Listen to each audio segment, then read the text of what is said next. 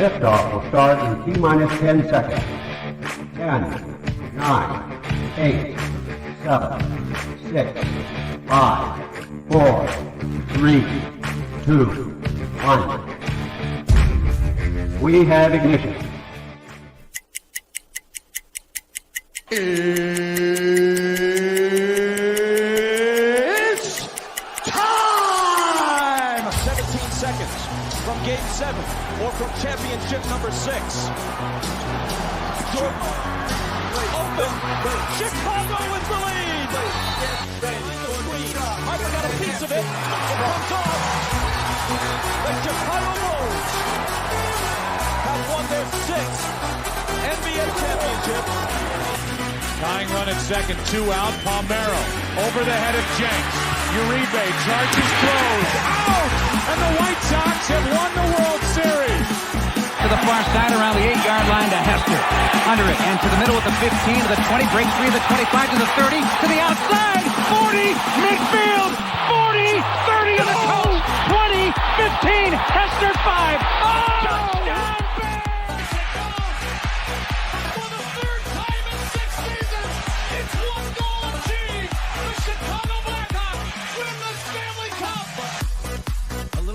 Slowly toward Bryant. He will glove it toward Rizzo. It's in time. And the Chicago Cubs win the World Series.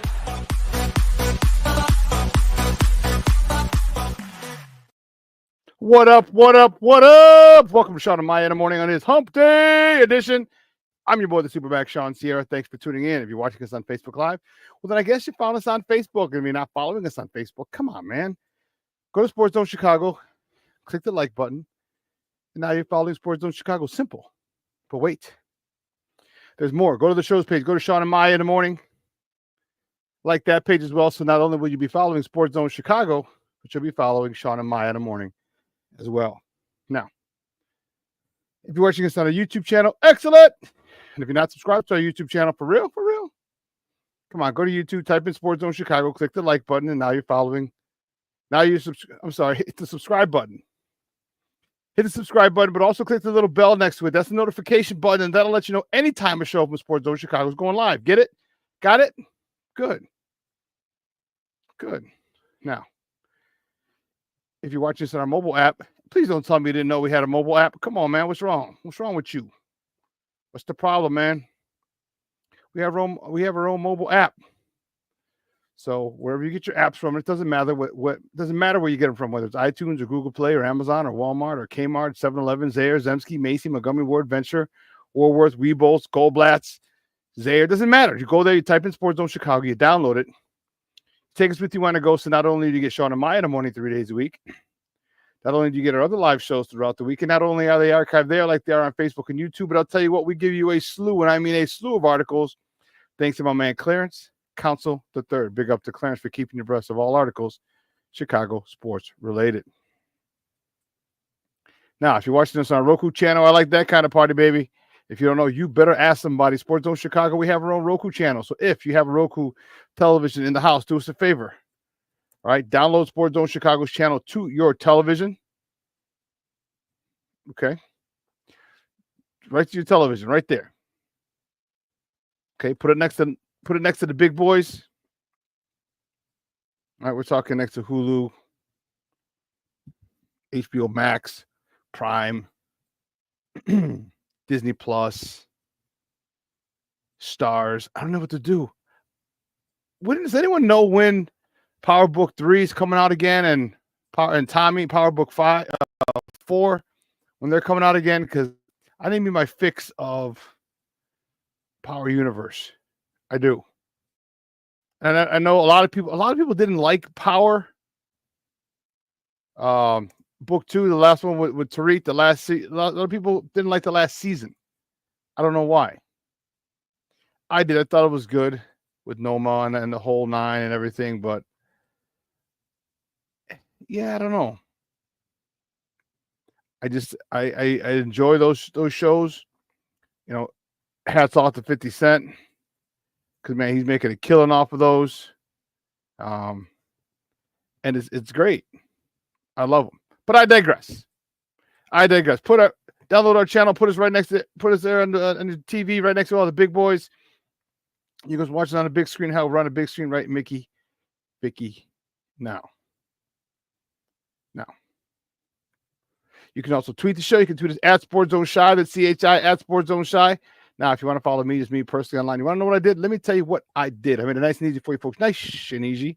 One handle for Facebook, Twitter, Instagram, Snapchat, and TikTok. All one handle at the Shawn Sierra.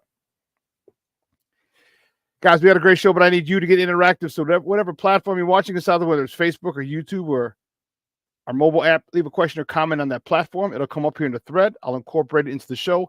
And that, my peoples, is what makes this the best morning Chicago sports talk show around. And that's you.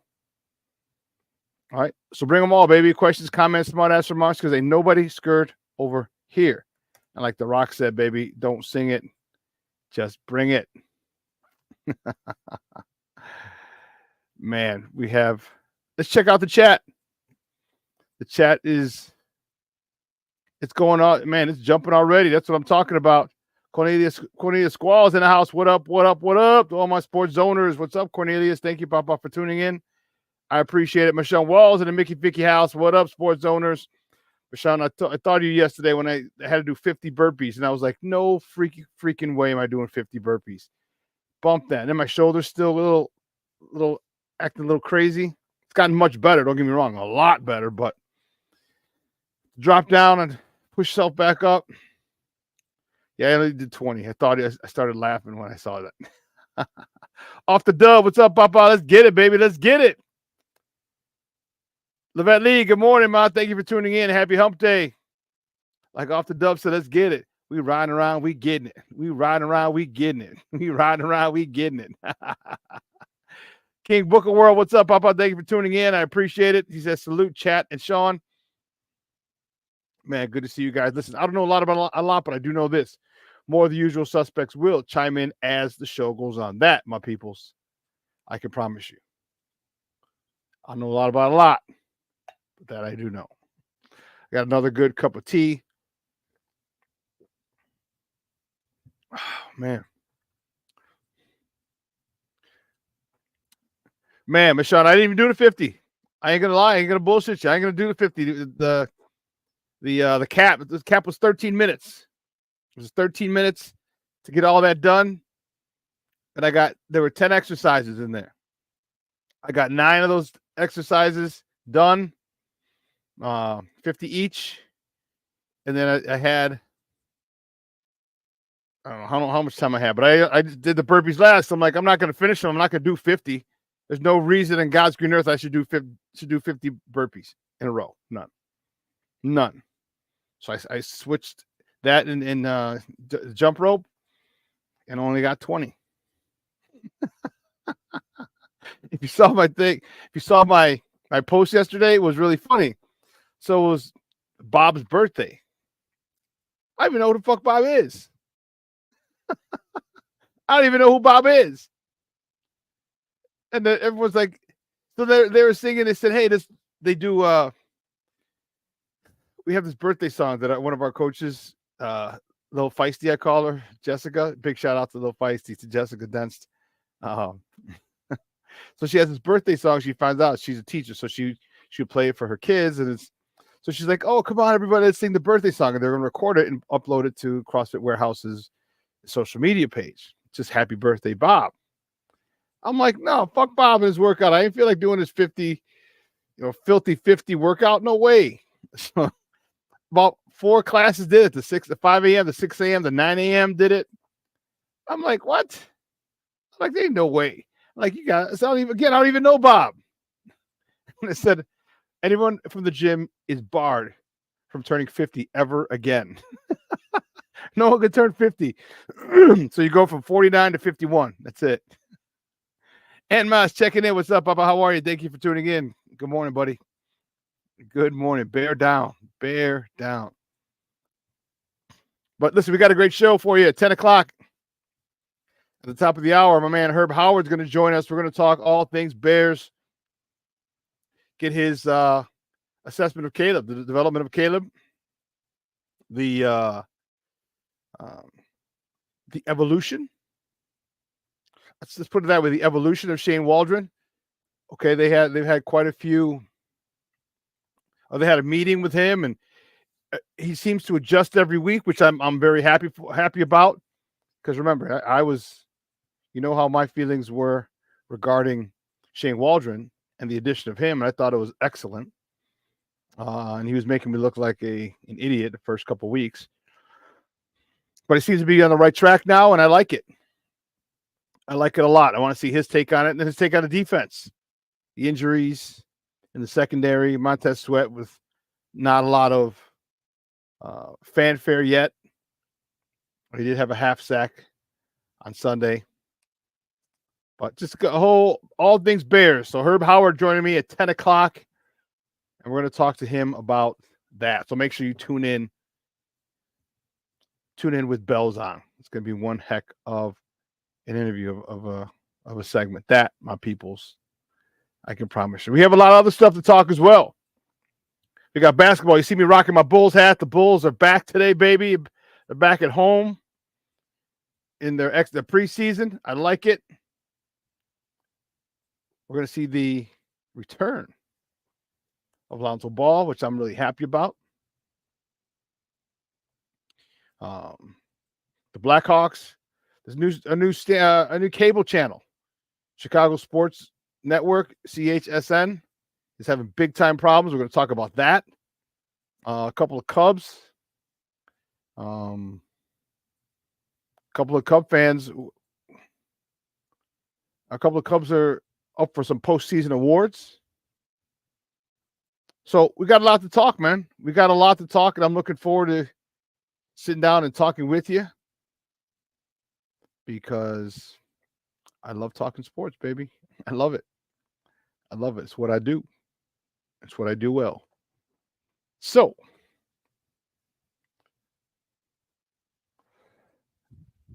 where are we at with this? All right. So let's get right to it. Guys, you know how we do. The first segment of every show is called Top of the Morning.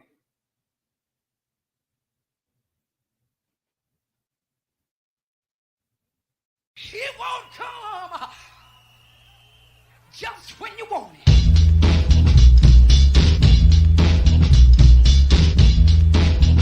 Top of the morning to you. Top of the morning to you. Top of the morning to you. Let's see, the first top of the morning topic. Which way do we go? Which way do we go? Actually, we can only go one. We got to start this way. The Blackhawks had a rough one in Calgary last night. That was Blackhawks fall to Calgary Flames 3-1 yesterday out west. Peter Mrazek stopped 23 of 25 shots. Nick Foligno tallied the only goal for the Blackhawks, his second of the year. Seth Jones, now to his fourth assist, and Alec Martinez notched his first assist of the season. Tough game for the Hawks. They just couldn't. Just a rough game for them, and it's unfortunate they had a 4-game road trip to start the season. Away from home, that's a long time to have your first home game. It's a long time, man. Long time, man. Long time. So it's a situation where I know they're excited to come home. I know they're pretty close to Connor Bedard's hometown yesterday. So it was a packed house. Everybody wanted to see the Phenom. But the next top of the morning topic, staying with the Blackhawks. The Blackhawks have their home opener tomorrow night. Welcome back, baby. Welcome back, welcome back, welcome back. The Blackhawks have their home opener tomorrow night at the United Center.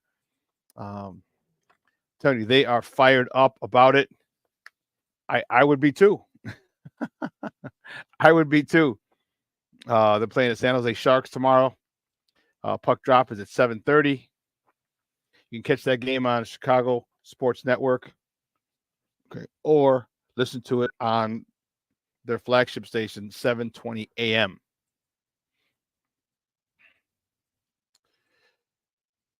You know, are we gonna? No, we could talk about that in a second. The next topic, the morning topic: the Bulls. Bulls host the Timberwolves tonight at the United Center in another preseason game. Tip off is at 7:00 Central. You can catch that game on Chicago Sports Network as well, or you can listen to it on their flagship station, 670 a.m. Big night tonight for Bulls fans. Tonight marks the return. Marks the return, baby, of Lonzo Ball, baby. That's what we're talking about. Lonzo Ball will be back after over 2.5 years.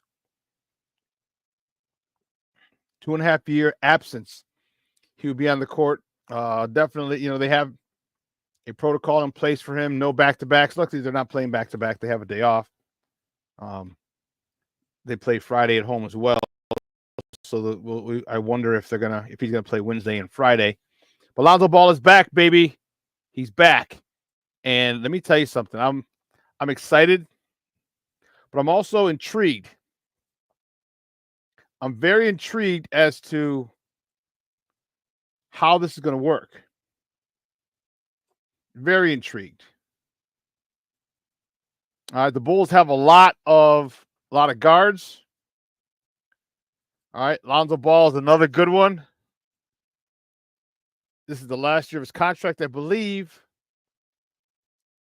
And how's he going to get time? I mean, you gave him a boatload of money. So does he have to play?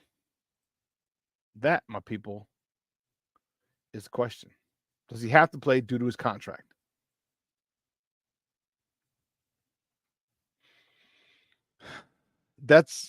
Man, I don't know. Because I want to see him play. You got all these young guys. You have, if you've watched the games to this point, you've seen there's a lot of young, hungry guys on this team.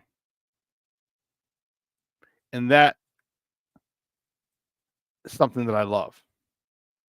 I love the fact that you got guys who are committed, who want to be here, who want to make this team, who want to help this franchise get back to a place of relevance first, and then dominance. Okay? And then dominance. Because this franchise is one that we have a lot of pride, a lot of history, and I know it's 6 seasons out of 8 seasons, but I just like, along with many Chicagoans, we love when the Bulls are good, because Chicago's really a basketball town, like big time hoops town. I know it's a Bears town overall, but everybody in Chicago loves basketball. All races, colors, creeds, denominations, religions, doesn't matter. Everybody loves basketball, and the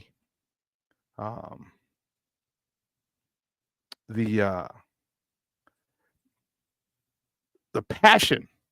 There you go. The passion with which we love and watch our basketball is second to none. And I want to see what happens with Lonzo Ball. This whole situation, how it plays out. As I said, he's been gone for 2.5 years. 2.5 years. All right. And when he was here, man, remember, we had the best record in the East.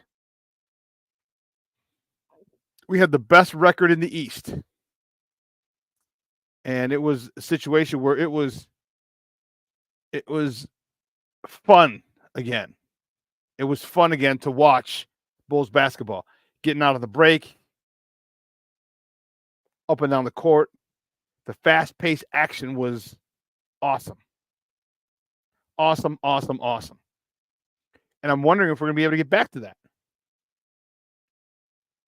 I wonder if we are. And if we are, is Lonzo going to be a big part of it? I'm hoping he is.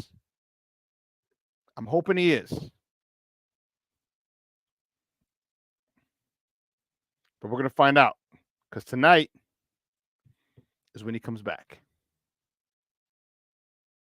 Plank is in the house. Good morning, Papa. Thank you for tuning in. I appreciate it. Well, listen. Here's what we're going to do. We're going to take a quick break. On the other side of the break, all right, we'll come back. We'll finish up with top of the morning topics. Go into this a little bit of the situation with the Chicago Sports Network. All right, there's a good article on it today. We'll talk about it. Because a lot of people aren't catching Bulls games. A lot of people aren't catching Blackhawk games. A lot of people aren't doing that. And I know a lot of people are pissed. So we'll talk a little bit about that on the other side. So don't go anywhere, folks. Keep it locked right here. Shawn and Maya in the morning on Sports Zone Chicago.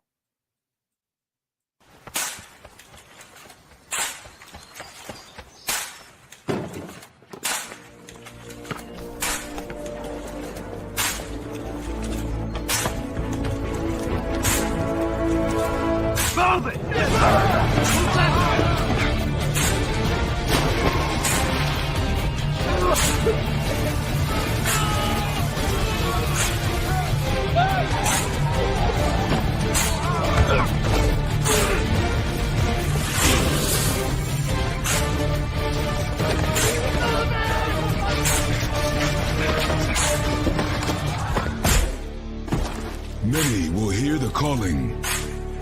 Few will earn the title. United States Marine. The few, the proud, the Marines. Hey, it's your boy, the SuperBack, Shawn Sierra, and be sure to follow Sports Zone Chicago on all social media platforms, on Facebook, Instagram, and our Roku channel. You can find us at Sports Zone Chicago, and on Twitter, we are at Sports Zone Shy. Also, be sure to download our mobile app so you can take Sports Zone Chicago with you on the go.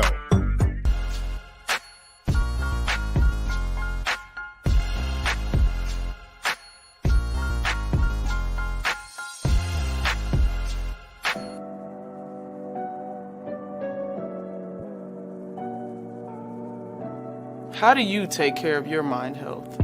For my mental health, I meditate in the mornings. I have my dogs. They're the best. I just find ways that help me just relax. Finding things that make me happy, like being close to my family. I meditate a lot and read books. I have hobbies outside of the game. I'm able to switch off. I'm able to turn my brain off from the game of basketball. Your mind health matters. Your mind health matters. We are looking for a few heroes, mentors, trailblazers, innovators, a passion to change lives, spark curiosity, open hearts, and awaken minds, help students answer the question, who am I? This could be your calling, but this is no job. It's the journey of a lifetime. Be a hero. Be a teacher. Mental health and learning disorders don't discriminate. 17 million children and adolescents in the United States live with disorders like anxiety, depression, ADHD, and dyslexia. Less than half get the help they need to thrive. Help the Child Mind Institute change these children's lives. Visit childmind.org.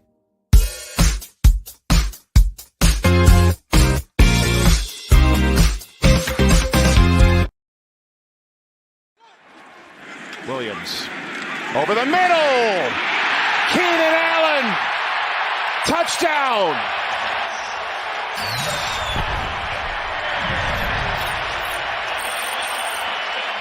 Having some tea on those short, quick throws, letting us know the young man really knows what he's looking at today. There's Swift on the pitch. Nice move. DeAndre Swift. Caleb Williams. Quick throw. That one is Mercedes Lewis against the Jacksonville Jaguars 19 years after Jacksonville drafted him. Toss to Swift. He's got a crease and makes a move down to the 30. Gain of 18. Welcome back to Shawn and Maya in the morning on Sports Zone Chicago. Those clips courtesy of the NFL Network. Those are our boys on Sunday across the pond.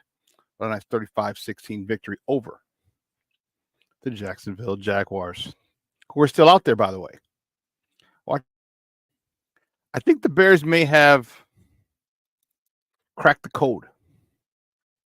I think they've cracked the code, right? You know, they are out there. They left Sunday and Monday morning. They left. They left Monday morning, and they got out there Monday night. Okay.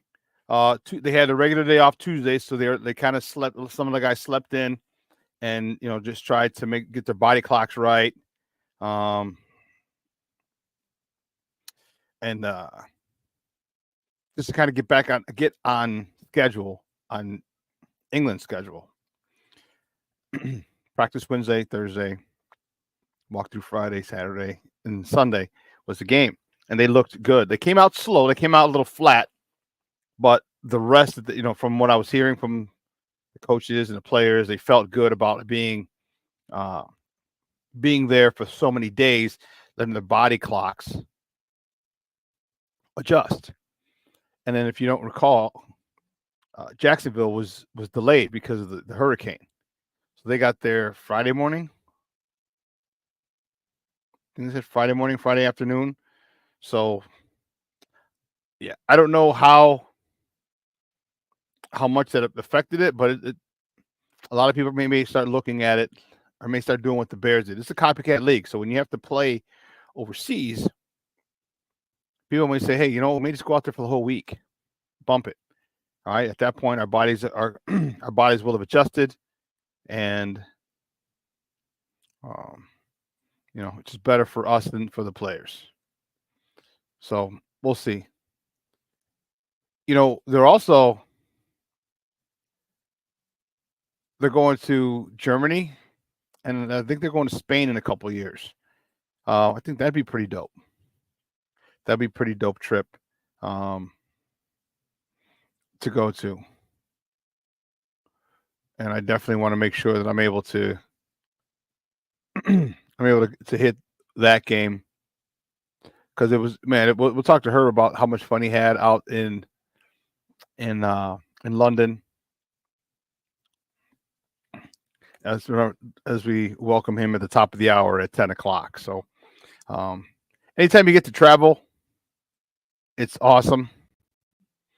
I was fortunate enough to have the ability to live in Italy. So it was my second time in Europe. In college, we played in Ireland. We played Fordham, who was one of our rivals. And let me tell you, that was crazy. That was fun. That was really, really, really fun. So if you ever get a chance to travel, highly recommend it. Travel to Europe. But let's not forget, everybody's so enamored with Europe. All right. Everyone's so enamored with Europe to say, oh, I've been to Europe. It's more of like a status thing than anything. Because a lot of people don't really appreciate it. They want to say they want to travel so they can say, oh, I went to Europe. You didn't.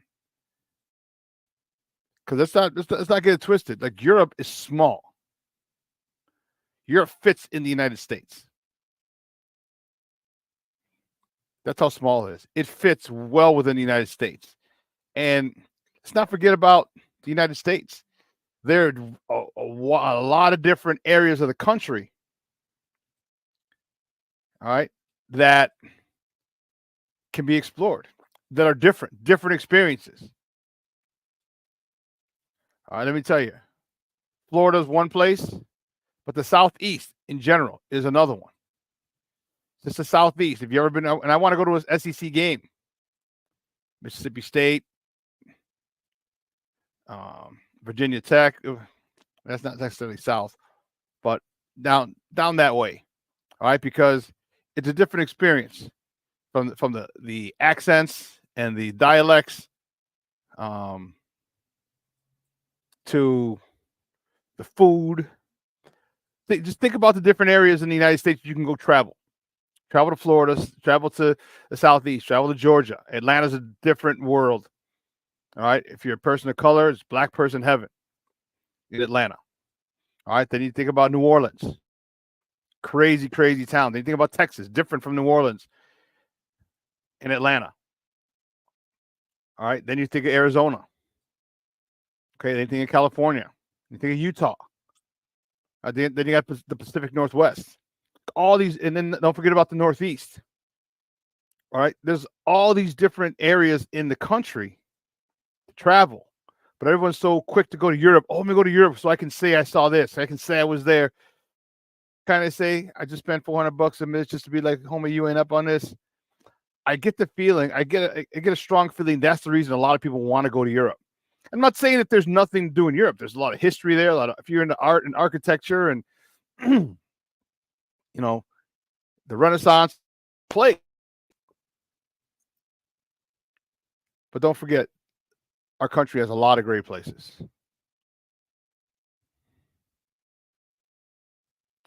Jason checking in. What's up, Papa? Jason said he's been to 14 countries and 5 continents. I love travel next year. Madrid, Spain. They said it'll be either Miami or Chicago as a home team. So if they go to Madrid, that'll be dope as all get out. King Booker World says, man, if they go to Spain, I will go to that game. Move, right? I highly suggest it, man. I got people who live out there. One of the good friend of mine, Anna De Castro from Jersey. She lives out there. Her and her husband are 2 boys. Love to see her. That'd be great. Yeah. 14. I don't think I've been to 14 countries. I don't know if I've been to double-digit countries. Let me see. I've been to North America, Europe. That's it. Haven't been to South America. Haven't been to Asia. Haven't been in. Yeah. So 2. You got me by 3 continents, Jay. But the countries, U.S., Mexico, Canada, Grand Cayman. Plank says, I barely get out of Indiana. I'm telling you, bro, travel is awesome.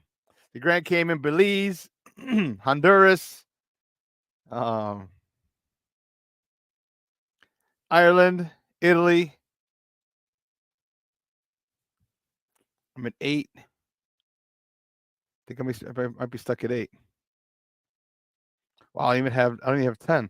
All right, I got to go to a couple more Caribbean islands so I can get to double digits, Jay. So I can go to double digits. Oh, that's hilarious. That is hilarious.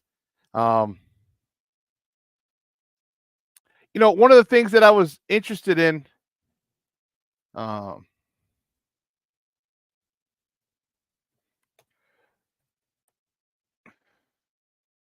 of the things I was interested in was this new channel. They're having some issues, and it's affecting a lot of people. It's affecting a lot of people. All right. It's all about money. Let's keep it a buck. I mean, but it's not just. It's more than just that, in my opinion, because of the fact that a lot of people are not able to see their teams. That's the issue. People aren't able to see their teams.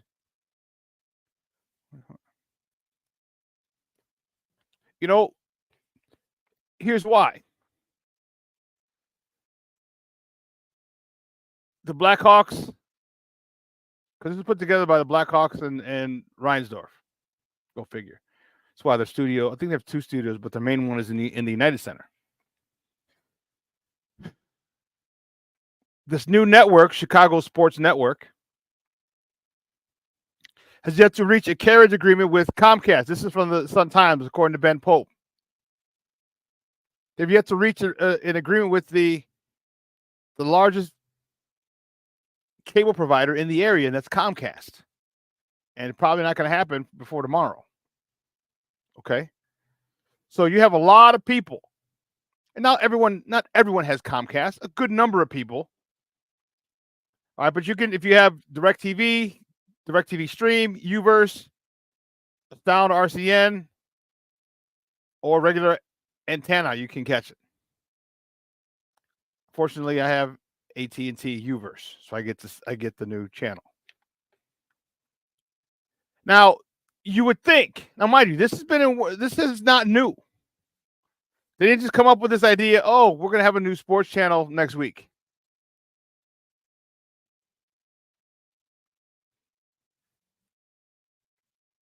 Okay? That's the crazy part. This was known last year. And for them to not have a deal done, it's one of 2 things. One, incompetence by the Wirtz and Reinsdorf, or Comcast a little salty because Comcast is part of Comcast and NBC are partners. Or they're just salty because of the fact that they're taking the stream away from them for all intents and purposes. They don't get all the money.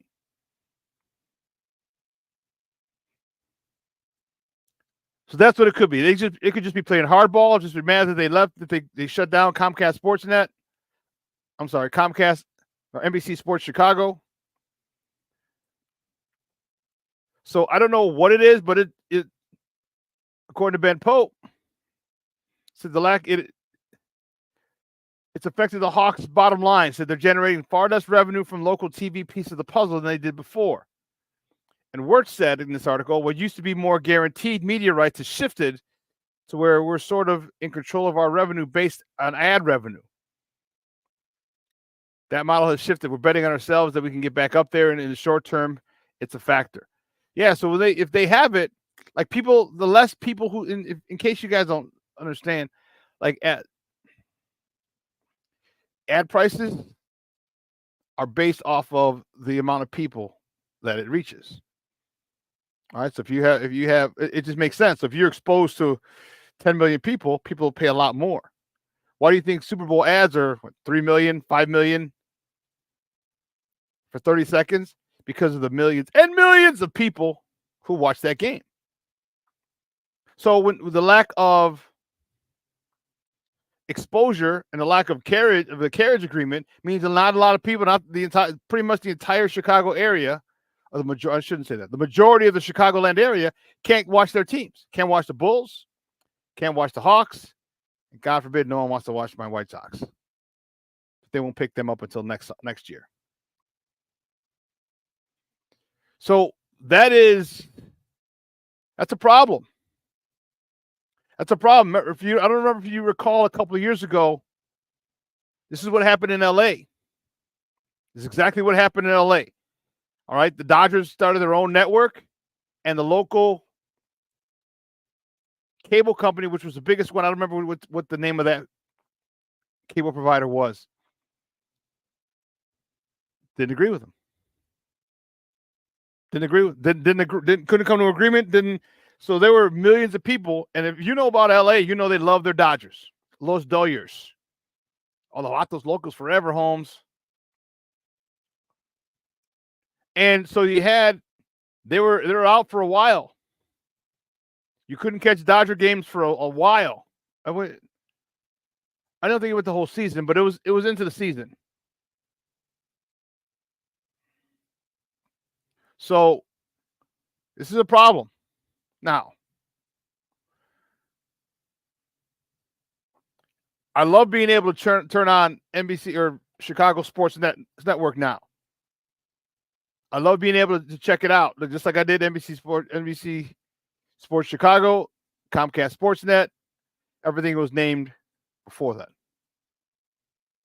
But it's a problem because you're losing.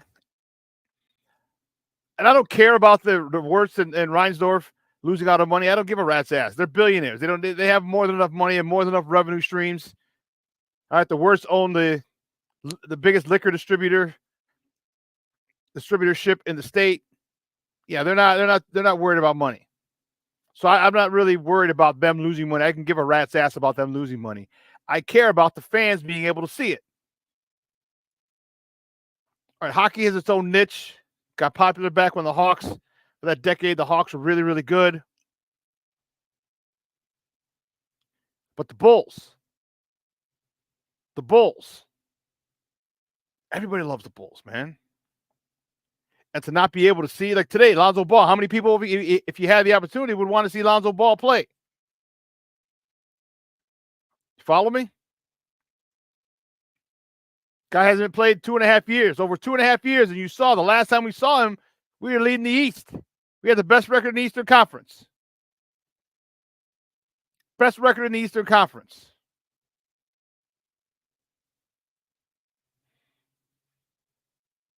So a lot of people want to see that. A lot of people want to tune into that. And that's what sucks.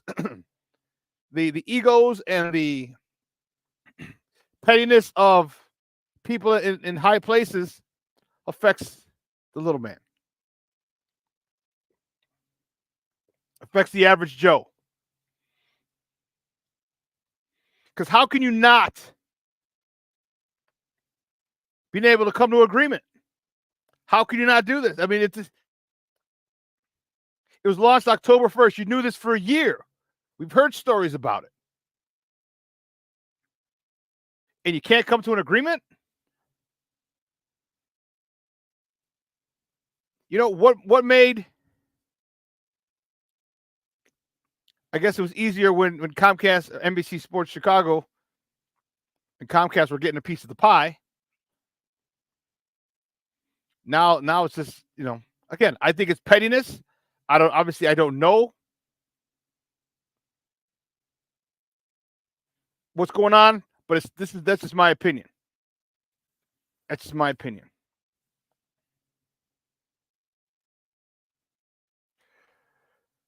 But anyway, it's frustrating, man. It really is, because you got so many people who want to see their teams and can't.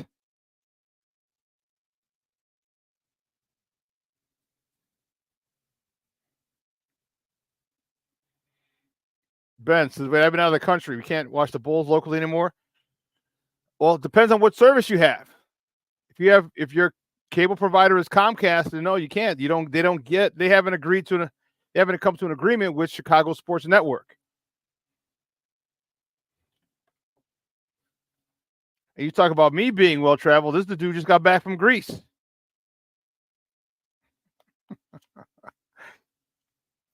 So if you have DirecTV,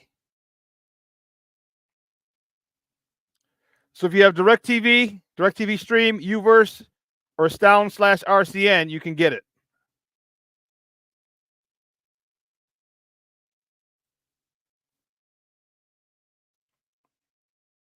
Jason, you're right. And it said, I was just reading in the article. You said, to make it worse, even if you get the NHL Center Ice or NBA League Pass, they will black out home games because this is a Bucks market and in some places a Wild market. And it said, out-of-market fans can still watch the teams on ESPN, but the geographical area considered to be the Hawks market has expanded, leaving more people in the dark. So you won't be able to watch them on ESPN Plus if you live here. Ain't that some shit?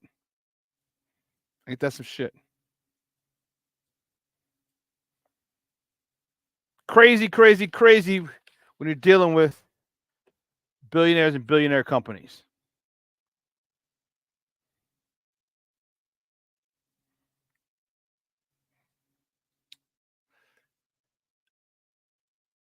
Next top of the morning topic.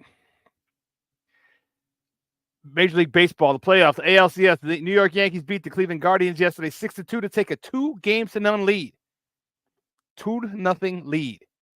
It's all but done. Rizzo had a double down the line yesterday. Should have brought in 2, but Chaz Chisholm got picked up. He got caught off a second. That's what it was. He went a little too far. He was very careless. And I know, oh man, manager was pissed. I'd be pissed too because you're showing off. Being an asshole is showing off. All right, this is where flashiness comes in and bit you in the ass. And lucky you didn't need that run, but it bit you in the ass. And if I were a manager, if I were Boone, I would have chewed his ass out. Stop playing around. This is, we don't do that. Definitely New York Yankees. We don't do that over here. We don't play around over here. You do that again, I'm going to sit your ass. Now, ALCS Game 3 is tomorrow in Cleveland. First pitch is 4:08 Central Time, local time. You can catch that on WTBS, the Superstation. The first Superstation. No, was it TNT or TBS?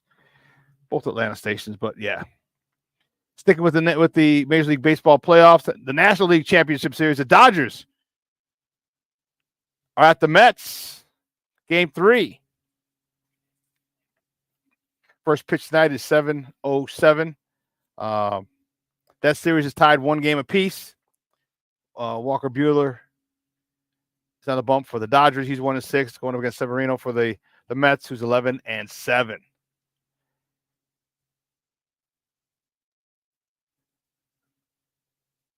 Yeah, TBS, King Book of World. Mr. Shorty checking in. What's up, Papa? Thank you for tuning in. I appreciate it.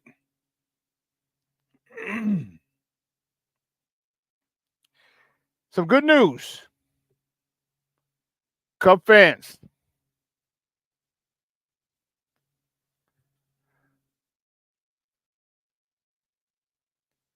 Here we go. Ian Happ and shortstop Dansby Swanson were both named National League Gold Glove finalists. In a season that I know most Cub fans would call a failure, there are some individual awards that are being achieved by their players. Don't get me wrong, I know the players would much rather have a winning season to get to the playoffs, but it's also nice that your individual achievements are being recognized. I mean, Dansby Swanson was crap at the plate this year. Oh my God. But at least he held down the field, that's for sure. That's for sure.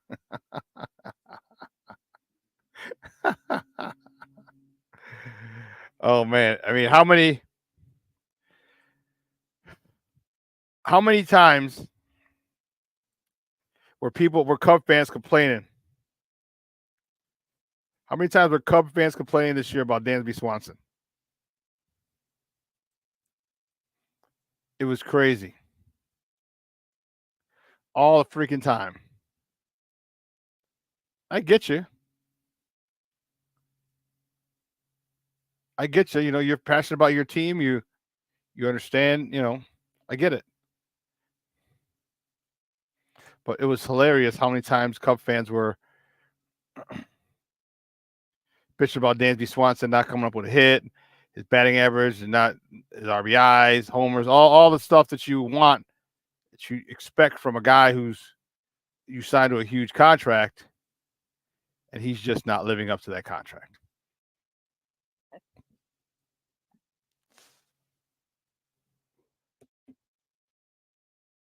But congratulations to them as finalists. The next top of the morning topic. Tom Terrific is wicked pissa. Tom Terrific is now pot owner. He's pot owner. He's pot owner of the Las Vegas Raiders. And let me tell you something. That is crazy. Crazy because it creates a situation. So we got a situation over here. You know, with the situation, Tom is in a spot where he's going to have some restrictions.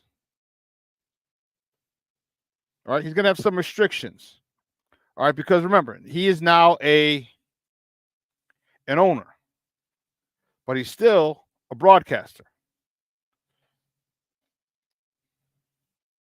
So he's going to have restrictions as to where he can go, where he can be. Like he can't go into production meetings. And that's crazy. That is crazy. Like he can't really do his job. You want him to analyze, you want him to give insight, you want all this other stuff, but this is what he can't do. According to Andrew Peters from Bleacher Report, you know, the quarterback is approved unanimously by NFL owners as limited partner. All right. Brady owned 5% of the Raiders. All right. Tom Brady put out a statement that said, let me see, I think I did that, right? Yeah. I'll put this up on the screen for you. I mean, I'll read it for you because you might not be able to see it completely, but let me put it up on the screen for you.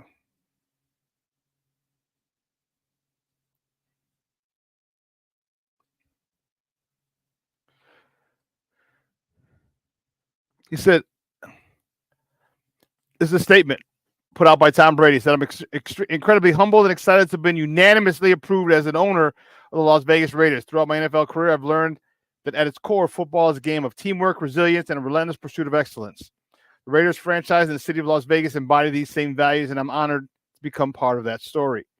Football has been part of my entire life growing up in the Bay Area, and in so many ways, my football life and journey has come full circle. I love the sport. I love my teammates, coaches, and the fans in every organization I've been part of.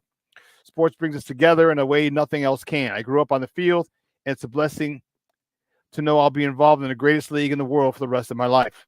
I'd like to thank Mark Davis for welcoming me into his family and the tireless work he's done to help build on the organization that so many fans know and love today.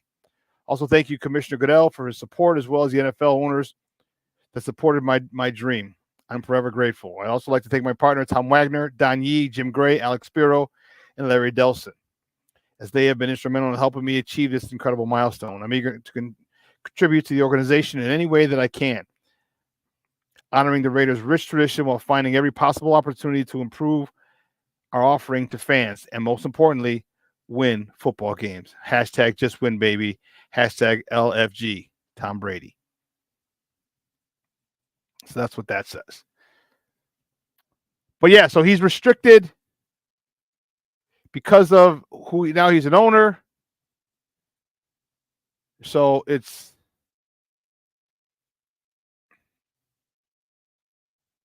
along with Brady, Richard Seymour acquired a small stake. I think he got like 0.0, or I think he got 0.5%. So just to let you know how it goes down, just to let you know, last year or two, all right, the last year or two, NFL teams, again, I'm not sure if you're aware of it. I've mentioned it on here before, but the NFL is a not-for-profit organization. So they get all the money, they make all the money. At the end of the year, it's distributed between 31 teams, and the other share goes to the Green Bay Fudge Packers because they're owned by the town. Their take-home this year, and I mentioned it before, each owner made $400 million, $400+ million. $400+ million. It's a lot of money. And it only keeps going up every year. So Tom will probably be making about $20 million for his ownership stake in the Raiders, and it'll keep going up. Now, that's a drop in a bucket compared to his broadcasting. Was it 10 years for $375? Let's just say Tom Brady continues to have the perfect life. I'm not saying, I'm just saying. So he won't be able to be in production meetings. He won't be able to go visit team facilities. He's not permitted to attend in-person or online broadcast production meetings, team facilities, players, or coaches. The rest of the Fox staff does. So he also has to follow the NFL Constitution and bylaws that prevent public criticism of officials and other teams, meaning he can't agree with a call while he's on the air. Like, oh, that was a bad call by the ref. So there's levels of this. Hey, but you know what? If you can do it, it's a great gig if you can get it. So let's take a quick break. So on the other side of the break, we're going to welcome our guy, Herb Howard from the Bigs. We're going to talk a lot of Bears football. So don't go anywhere, folks. Keep it locked right here. Shawn and Maya in the morning on Sports Zone Chicago.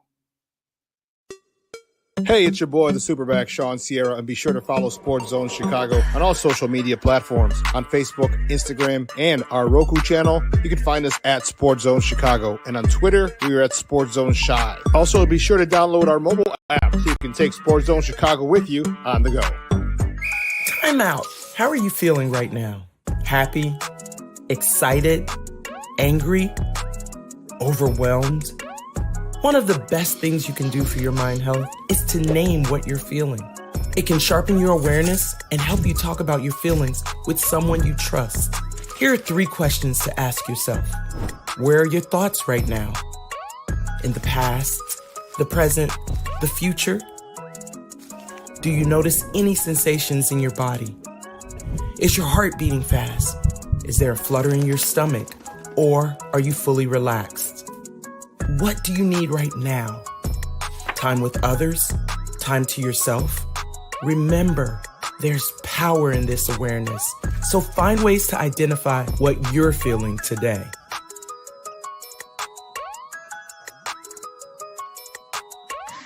Hi, guys. Hey. Hi, Megan. Hey, Jessica. Megan, you're a tramp. Brian Fitch told me you guys made out. Everybody knows. He said your breath smells like garbage. And he almost puked. He says you're the most desperate girl he knows, besides your mom. How many boyfriends does she have anyway? Lots? Your makeup makes you look like a clown. That zit is huge, zit face.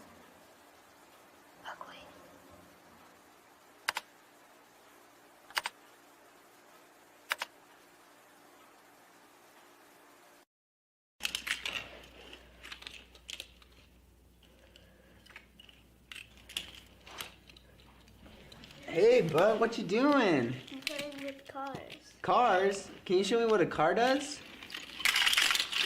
Whoa, whoa, whoa, whoa, whoa. Hold on a second. First of all, this is a school zone. So you need to put down your cell phone, stop texting, and let's get to driving. Now you're coming up to a stop sign, right? You need to slow down and stop before you hit that Y line. I want you to look left, right, left. You don't want to get hit by a car going on your left, and to your right to make sure you don't get sideswiped by a guy coming from your right. You're coming, and you see a crosswalk. You better slow your horses down, because the #1 rule of driving is always yield to pedestrians. Now stop, pull over, and you are done driving. Gosh, what do they teach you kids in school nowadays?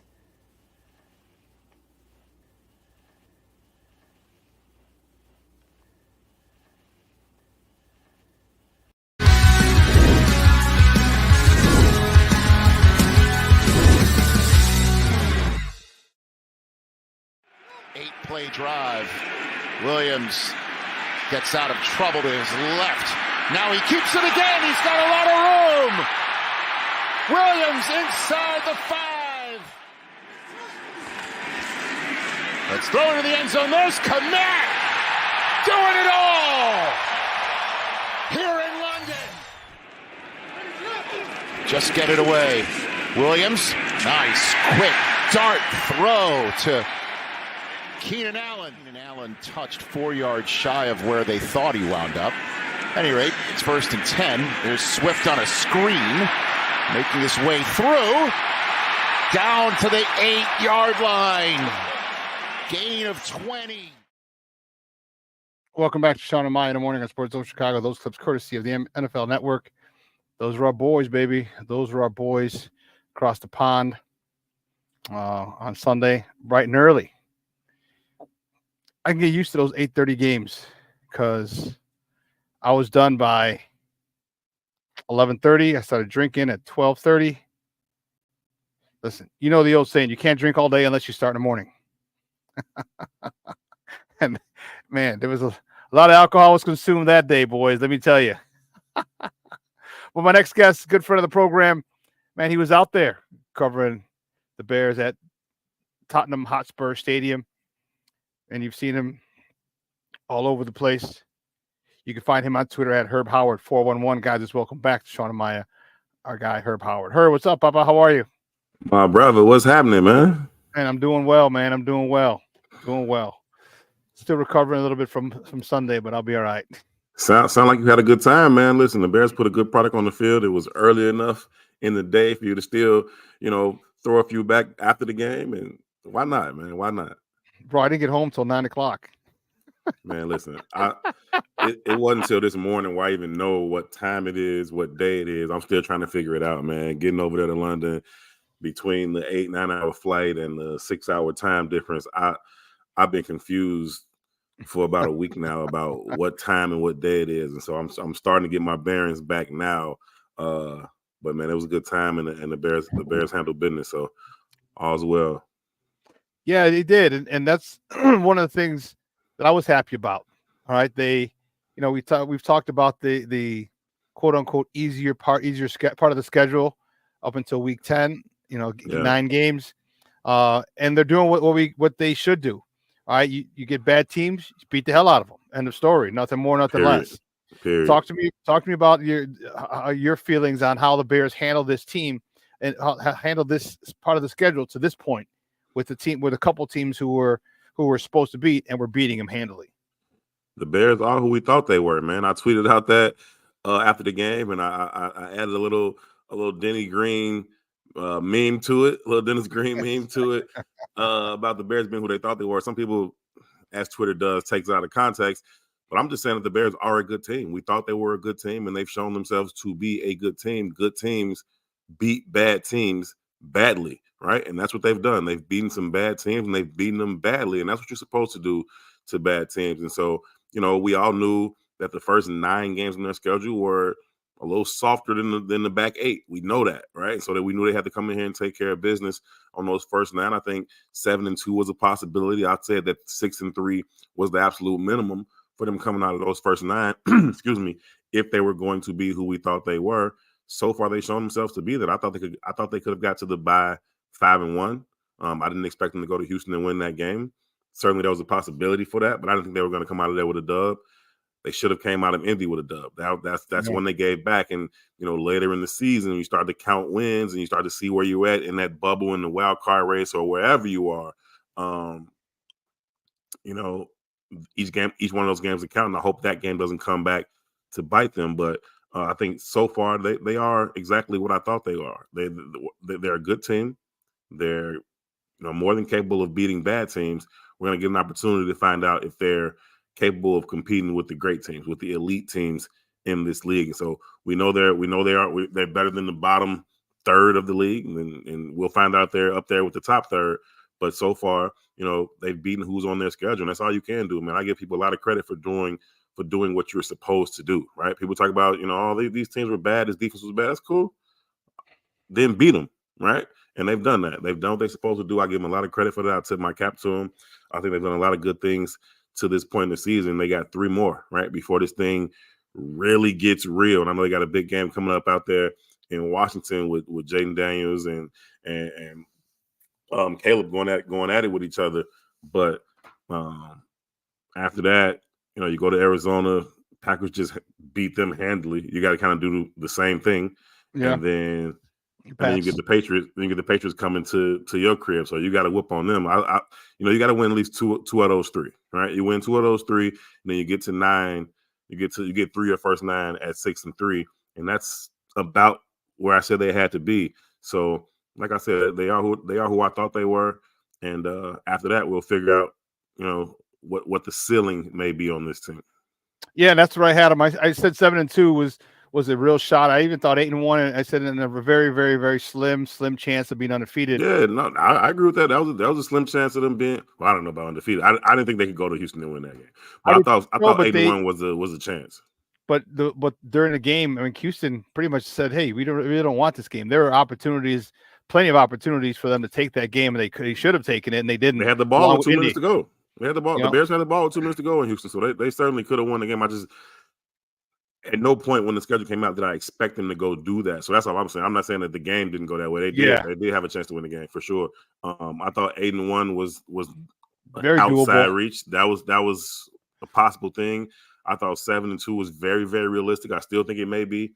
And I thought 6-3 was the absolute minimum. They had to be at least 6-3. And so 6-3 minimum.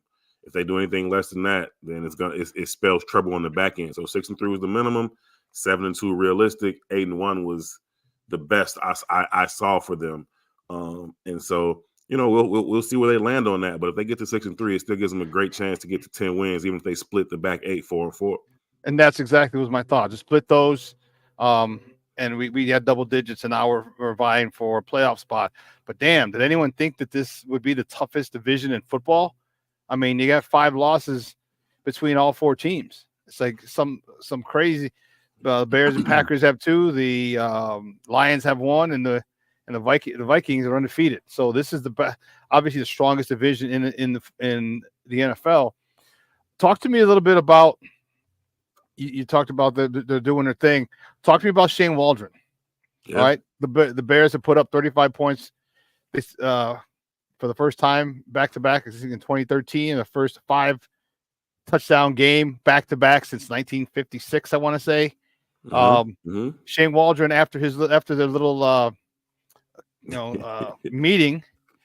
He's come out and he's adjusted. Talk to me about him and his ability to adapt and pivot and do things that are necessary for his team, because as we've noticed that Caleb's number is going up and he keeps doing things differently every week with Caleb. And man, it's paid off big time so far. Yeah, I think you got to give him a lot of credit for it. I think we were tough on him, week 2, week 3, even week 1. I think rightfully so, for the way he was trying to call the game plan that he was trying to implement throughout the week. I thought that deserved a lot of criticism, and it was going to continue to see them lose games. Against Houston, they called 54 pass plays. I think it only turned into 37 actual pass attempts, but some of those others were sacks, scrambles. Some came back on penalties, but they called 54 pass plays. Against Indy, they called 63 pass plays. Like that's just not a formula for success in this league. You got to find some balance. And then the last 3 weeks, they found that balance, right? And you're talking about having 30 pass attempts right around there in that range for Caleb Williams, and that's what it needs to be. Establish the run, get that thing set up. Now you can use your play action, you can use your bootleg, you can keep, when the offense has balance, it keeps the defense off balance. That's basically all it is. And they've been able to do that for the past 3 weeks. And I credit Shane Waldron. Listen, when you are a coach at the highest level, you talk about National Football League, head coach, coordinator, whatever, you've earned that spot, right? You've done a lot of work to earn that position. And those guys have a bit of arrogance to them, and rightfully so, right? There's a bit of arrogance that all of those coaches believe, I know the best way to win a football game. I'm not even an NFL coach. I think I know the best way to win a football game, right? So if you're an NFL offensive coordinator, you definitely think you know the best way to win a football game. And so, it takes a little bit of humbling. It takes a little bit to say, well, let me be a little bit more flexible, right? Let me not be so stubborn, so arrogant that I can't adjust to what my players need. Let me not make this thing about what I want to do, and let's make it about what my players are capable of doing. And I think he's done a good job of hearing that, of understanding that, and making those adjustments. I also imagine that Flus had something to do with it. Shawn, I went to Soldier Field on Sunday when they played the Rams. I came to the stadium that day fully prepared to go into that post-game press conference and ask Coach Eberflus as respectfully as possible, are you prepared to get fired because of what you're letting your OC do? Because you letting him call all these pass plays and it's going to get y'all beat. You got a ready-made defense that's ready to win right now. You got a kicking game that's ready to help y'all win right now. All you got to do is play complementary offense, and then you guys can win games. That's all it's about, winning games, right? That just I don't got to look this way, look that way. But it turns out when you play it the right way, it will look pretty. You will start putting up 30 and getting up 35 around guys. And so I think that's what you need to be doing. So I credit everybody, man. I credit Coach Shane Waldron, number one, for being humble, for listening to his players. I credit Flus for, calling them down and say, hey, Shane, you're not going to get me fired, bro. Get this thing on track. We're not doing that, right? Get this running game going. I credit the offensive line for getting settled down. I credit the entire team and Eberflus for saying, hey, Nate Davis, we gave you every chance in the world, bro. Now you're going to be a healthy scratch against the Panthers in London. And that's just what it is. Matt Pryor's come in. He's played better ball, so let him stay there. I think everybody deserves a little bit of credit for how this thing has turned around. But at the end of the day, football it ain't, Shawn, man, it ain't that hard of a game, right? No. I know it seems real complicated. It seems like there's all these different things going on. But at the end of the day, it's a simple game. And you got to simplify it sometimes. And sometimes less is more. And the Bears have done that the last 3 weeks. Yeah, to quote my buddy JJ Wright again, if you take care of all the little things, there are no big things, and that's what they've been doing. And everything, the linemen, like I've watched as I'm breaking down all 22. It's like, man, these linemen are getting to the second level. Matt Pryor's getting to the second level, man, and not like they were before. I mean, they weren't doing that in the first couple games, which is why the run game sucked. Mm-hmm. Tevinjenkins starting to get the little asshole mentality back, which I like, knocking people down, 2 and 3 people on a play. I'm like, that's what I'm talking about, Tevin. I mean, did you forget it was a contract year for you, Tevin? You just got a little baby. Saw that all over social media. You need some stuff. Mama needs some new outfits. You know what I mean? You better start knocking people out. So I really enjoy watching the evolution of this team.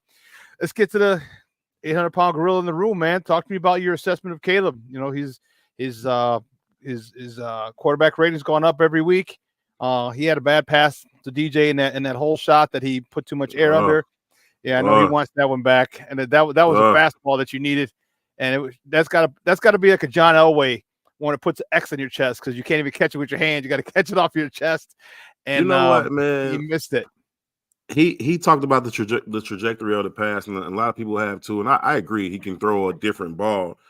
But I think he's got to be earlier, man. Like that's a special play. Y'all worked on that all week. Y'all brought in y'all jumbo package. You brought in 2 extra offensive linemen. Doug Kramer comes in. Karan Amagaji comes in. Mm-hmm. And so you this is what y'all been expecting all week. You waited for the right situation. You're down around midfield in between the 40s. You bring it in. You need 1 yard. They thinking, okay, here comes that jumbo package we've been seeing on tape. You go play action, pull it, let that thing go. What are we waiting for? We knew what this route was since last week. Let it go, kid. Like just let it go. And he waited so long. And then I agree, he didn't throw the right type of ball, but he could have thrown any type of ball if he got it out on time. Like, just get it out on time and throw it to the pylon. It's a one-man route. It's going to DJ. He's got the full left third of the field. Like, it's just him and the safety and the whole left third of the field. Just throw it to the pylon, let DJ run under that thing. So I was screaming that, like, early. As soon as they snap the ball and you see it developing, it's like, I don't know what the TV copy looked like. I've seen the all-22 later, but right then, and I'm like, let it go. And he's like, oh, my God, come on. To his credit, like he said, he knew it. He said he was pissed off at himself, and they went on and scored like 4 straight touchdowns or something after that. So nothing to harp on too much, but that could have been another touchdown. That could have been 5. Then he had the little shovel pass to DJ. He could have had 6 touchdown passes in that game. DJ was just short on the 1. Then he missed him on that. It could have been 6 touchdown passes for him in that game, very, very easily. So that's one I know he wants back. I certainly wanted it back in the moment. Like, you got to just let it go early, man. That's a special play we've been putting in. But no, I think he's done a phenomenal job. We've seen his entire skill set on display throughout the season.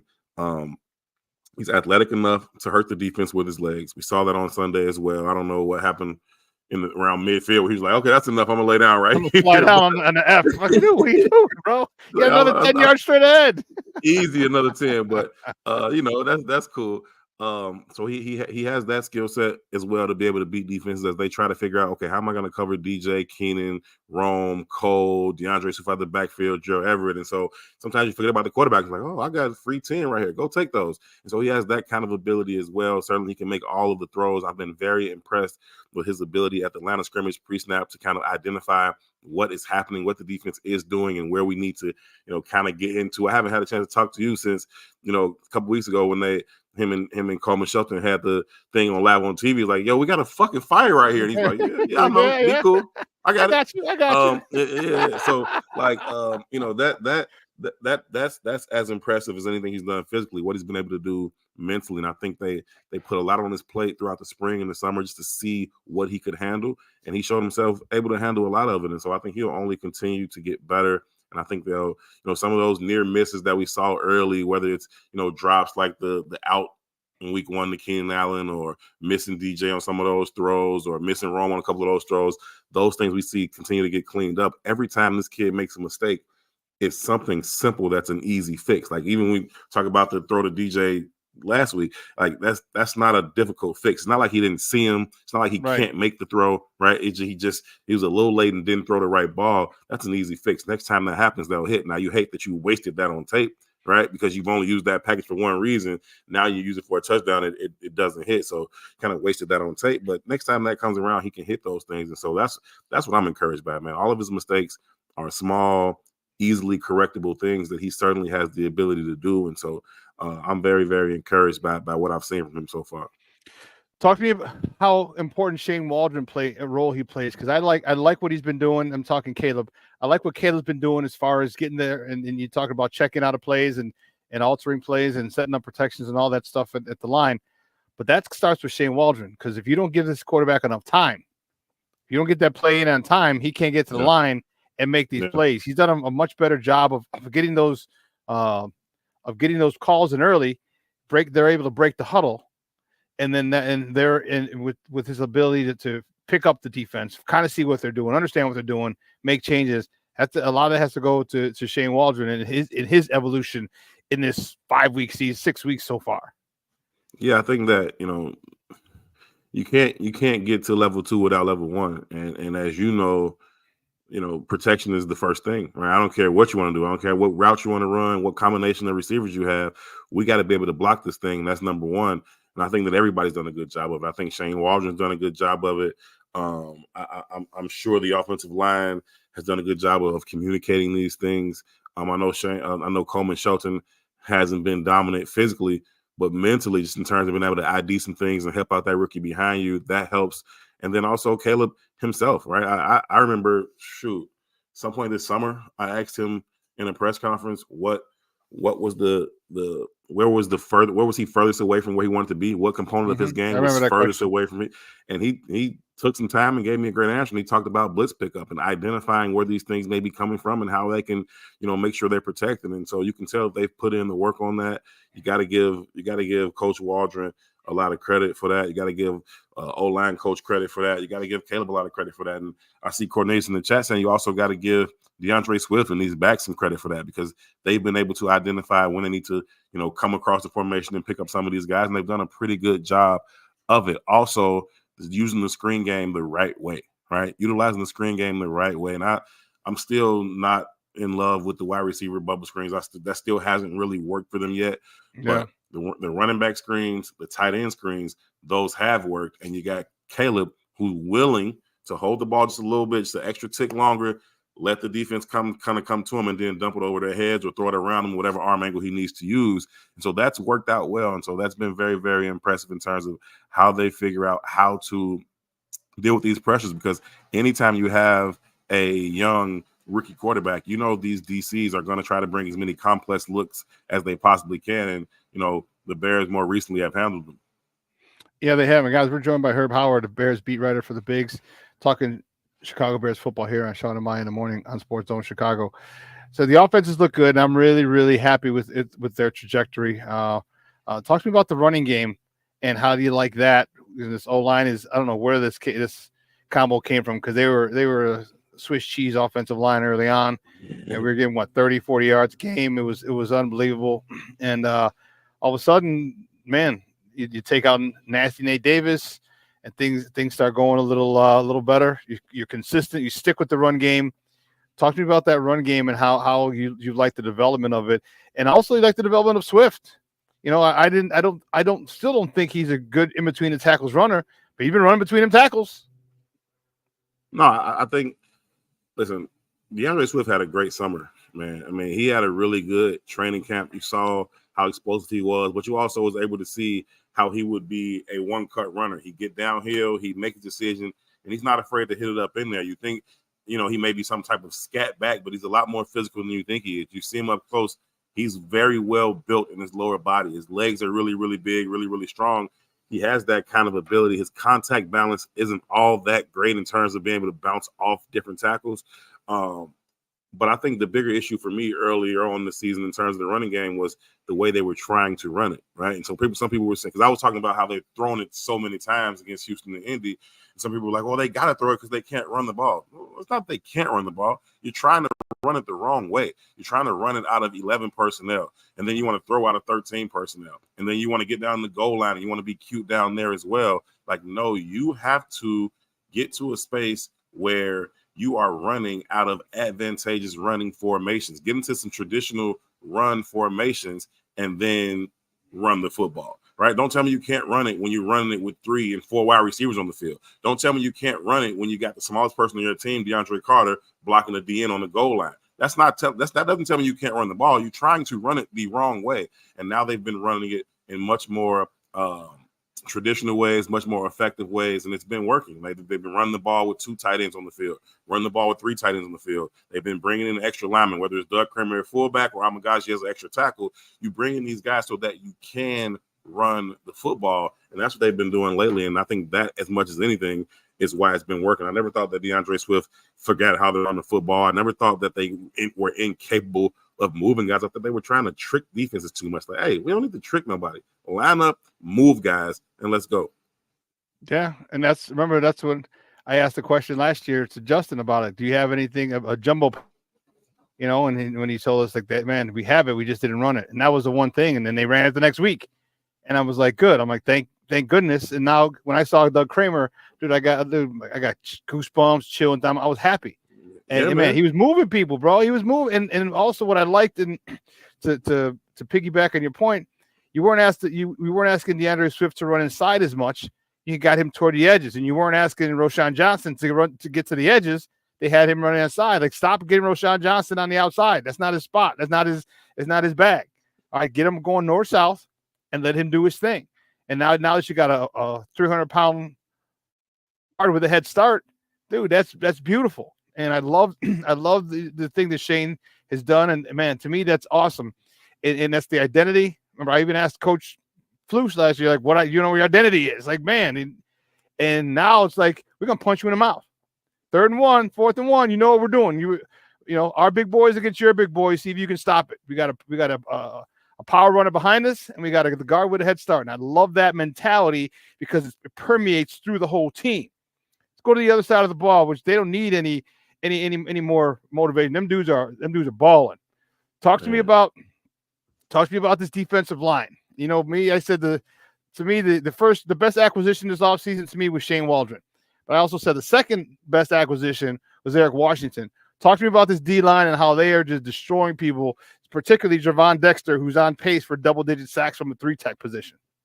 Yeah, I think they've been the biggest, I won't say surprise, but they've been the biggest, they must have been the most positive answer to any questions that you had about this team coming into the season, right? You wondered if this defense and the defensive line specifically could generate enough pressure, right? And they've done that without really sacrificing their ability to stop the run. And they've had a couple leaks, and they aren't exactly where they want to be in terms of rankings in the running game. But I don't really worry about that so much. It was just about, can they continue to create consistent pressure on these quarterbacks? And they've been able to do that, man. So you got to give these guys a lot of credit. Gervon Dexter coming into the season, that was the biggest question mark for me. Can this guy become a difference maker? Can he be somebody who can impact the game from that 3 technique, which we've all heard Flus call the engine of this defense? If he can be that difference maker, then this defense has a chance to be great. If he's just a guy, then maybe they'll probably be good, but they don't have a chance to be that type of team that can carry you into the playoffs. But with him playing the way that he has played, they bring over the late addition and bring in Darrell Taylor. He's been a very, very welcome addition. This is energy, his speed, motor, man. his Jesus bendability, Christ. his motor, right? He just go. And also the way DeMarcus Walker has played this season, man. He's played really, really well. I know he only got his first sack a week or so ago, but he's been creating consistent pressures. We know he even had the big play against Tennessee that led to Tyreek Stevenson's pick six. So he's been playing really, really well. I think just collectively, they've all been playing well. They even got the backups involved last week. Chris Williams got a sack. Brian Coward's in there. Those things are taking place. And I think you got to give Coach Washington, Coach Smith, and all those players a ton of credit for what they've been able to do up front, because that was a big question coming into this season was, could the front four do their job to allow the back seven to be as good as we all know they can be?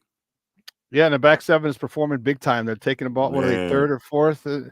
Maybe fifth in takeaways. Like, they're not very far behind. They're in the top 10, that's for sure. And my bad, bro. I was gonna say I don't know exactly where they are in the rankings, but just you watch them play. Just watch the game, right? I mean, some other teams may have played other quarterbacks to give them the ball. I don't know what it is, right? But you watch them play, and it's just hard. It's hard, man. The fastest place to throw the ball right now, and I think that they've been playing really, really well. But also, you got to give Ryan Poles and Cunningham, all those guys, a lot of credit for the way they've built their secondary. It is deep, right? They came to the game. No Tyreek Stevenson, no Terrell Smith, no Jaquan Brisker, right? So you already know that. And then in the middle of the game, Kyler Gordon goes down. They don't miss a beat. Josh Blackwell comes in and gets him a pick. Elijah Hicks comes in, damn near gets a pick, recovers a fumble, right? Jalen Jones, no slouch on the outside. Everybody was worried about that coming to the game. I tweeted out before the game. If you go back to my Twitter, you see before the game, I'm like, I don't know what y'all think y'all know about Jalen Jones, but ain't nobody going to pick on that boy. He is fiercely competitive, and he's more than capable. He's going to have himself a decent game. I actually thought he might have got a pick, but he didn't get that. But nobody going to pick on him. No more than they're going to throw. I mean, they threw at him because Jalen. That happens to Tyreek every week. So, they're going to throw at him for sure. But you're not going to pick on him. You're not going to just eat on him like that. So, it's a lot of depth in that secondary. And like I said, Ryan Poles and the staff deserves a lot of credit, man. This defense, 12 straight games, holding opponents to 21 points or less. 21 isn't a great number. You want to be down around 17. Not argue with this with Alex Brown all the time. He's like, it's got to be 17, 21 and enough. And I'm like, AB, it's only 21 because I think the Colts scored 21. Other than that, it would be 17 or 18 in terms of 12 games straight where they haven't given up more than that. So this defense, dating back to last year, longest active streak in the league, man, they've been balling. I don't see it slowing down at all. Yeah, and their secondary, we talked about, they had a lot. They brought in some DBs too, and those guys are buried on the practice squad. That Reddy kid from Reddy Stewart. Stewart. Where is he from? Small school somewhere, man. Yeah, like Liberty or something like that. But and I remember him, like, dude, he was a ball hawk in college. That dude was a ball hawk. And they bring those type of people in because they know, like, okay, and then they got him some time, a lot in preseason. But and I like the fact that they're getting guys. Exactly what you said. The way they built this secondary is awesome. And remember, we kind of looked at him for like, your first pick are 2 DBs, Ryan Poles. Like, you picked a safety and a corner. We don't even know if he's a regular corner or slot corner. Right. He didn't even know, like, what are you doing? And all of a sudden, he did like Hannibal Smith. Like, I love it when a plan comes together. You know what I mean? Like, man, everything's coming crazy. How good is Kyler Gordon, bro? Dude, he is unreal. Him Spider. I think he got mad. Wasn't it Will Levis did the Spider-Man? I think he had a lawyer send him stopping this cease and desist letter. Like, you can't do that. That's mad. No, Kyler Gordon is so good, man. You talk about a player who plays that position and plays at a very, very high level. He has the skill set of every single position on the field, right? We see him come in on blitzes, and he's got the skill set of an edge rusher coming off there, right? And then you see him in he's mad bendable, dude. And he's smaller. He gets real skinny, and he was a dancer. So he's got great balance, and man, my goodness. Obviously, he's got the cover ability, but then he's also got the run support ability to come in there and hit you like a linebacker. Like he's got everything you need from that position. So he's really, really good, man. We know what Jaquan brings in terms of his physicality. Got to figure out a way to keep that guy healthy and keep his head out of the game. I know he was trying, but the tight end kind of lowered his head into his. But you got to love what they've done in terms of that secondary. But the defense as a whole, man, they're gonna keep this team in every single game that they play. And offense got to protect the football, continue to stay balanced, and this team is going to be capable of beating anybody on their schedule. You aren't going to blow them out, right? You can't blow them out. The defense is too good for that, right? And so offense does their part, they're going to be in every game. Does that mean they're going to win every game? No, we know what the schedule is on the back eight. It's tough, right? But they're going to be in all of those games. Nobody's going to whoop this team. Talking about, you mentioned Brisker. Your thoughts on man. him, because he only knows how to play one way, which I love. It's old school. Man, he knocked those boys senseless. You could tell as soon as he hit him, I was like, he's out. Ball. I was like, ball, he's out. And I'm like, I'm like, he was knocked out. And you can just tell the way he fell. Yeah, dude, and that was great. That's the way he plays, but it is, detrimental to his career long term. Your thoughts on him, when you think he can come back, and do you think he might change, or is he going to say, hey, you know what, bump it. It's the way I play. I'm going to play this way till the wheels fall off. I love Jaquan, man. I love the way he plays the game, and I love him as a kid. He's a great dude. I've asked him several times, since he's been here, man, is there any other way you can play this game? And he's like, Herb, I don't know another way to play the game. I can't. This is why. The only reason I'm standing in this locker room because I play the game this way. And I'm like, I get that, man. But you worry about the kid, man. You just worry about him, just the way he plays the game with that reckless abandon. I think this is like his 5th concussion. Who knows how many, unreported times he's had it. And I don't want to stand here and point blame. There's a lot of people that are involved in trying to identify when these players may be concussed. But I knew immediately after that hit. And it was clear that dude was knocked out. The offensive guy was knocked out. But I knew Jaquan wasn't right either immediately. Oh, yeah. Jaquan is a guy who celebrates everything that happens on the field. He celebrates incomplete passes, whether he has something to do with the incompletion or not, right? You tell me he just knocked this dude out and he has nothing to say about it. He don't nothing. Yeah. He just like walking around like, no, that's not Jaquan. He's not okay right now. And you got all these independent neurologists and you got people watching from the booth. You got your own medical staff on the sideline. It's like somebody's got to realize this kid is not okay. I did a one-on-one interview with him in the locker room after the game, and the first thing I asked him, man, even before I turned, like, are you okay, bro? He's like, man, I'm cool. And it's like, all right, man. But it wasn't surprising to me the next day when he reported those concussion symptoms either, because everybody saw it. It just is what it is, man. But in terms of, just to answer your question, I know it's a super long way to do it. My bad. But no, I don't think he's going to play a different way. I don't think he knows how. I think that's the only way he's going to play. I think you think back to a guy like Bob Sanders from the Colts, and the way he played the game, it was 100 miles an hour. He was a heat-seeking missile, and he wasn't Jaquan's size. Jaquan's much bigger than Bob. Bob was an undersized safety, and he was 5'9", 200, sticking dudes like that. So no surprise that his career, was kind of cut short with some of those injuries. But the head is the head. I mean, I don't care how big you are, it's your head. You know what I mean? Yeah, so you can't work out. You can't get muscles on your head. Yeah, that ain't, I don't know there's nothing you could do about that. And so I would like to see Jaquan maybe play with the little kazoo helmet. The kazoo helmet. I would like to see him put that over his helmet. Just do everything he can to kind of protect himself out there. He's still going to play the game the same way. I think it adds a lot of energy to this team. It adds a level of physicality to this team. I love the way he plays, but I have a great deal of concern about him because you don't want to see him keep getting these head injuries. You really don't. Yeah. Speaking of injuries, all right, and we talked about the second half. Let me marry these two: the injuries in the second half of the season. We all saw what happened to Aiden Hutchinson the other day, and that was not nice. Especially, I'm sure some people may have lost their lunch. Hate to see it. How does that affect our games with the Lions? Like they got a good defense, but that defense ain't as good without that dude rushing the passer. Because we talked about Darrell Taylor with a motor. Yeah, that dude got a motor.